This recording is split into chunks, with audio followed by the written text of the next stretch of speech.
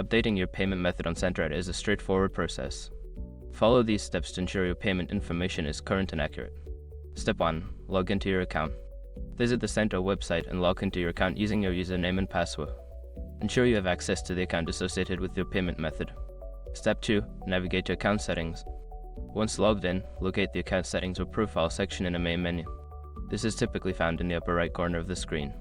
Step 3. Select payment methods.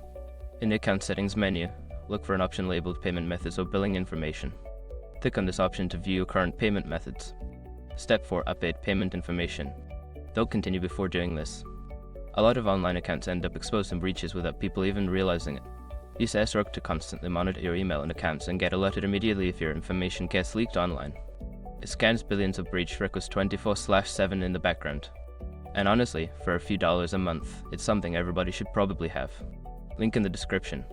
Step 5. Save changes. After updating your payment information, look for a Save or Update button at the bottom of the page. Click this button to ensure your changes are saved and your payment method is updated. By following these steps, you can easily update your payment method on Sentera.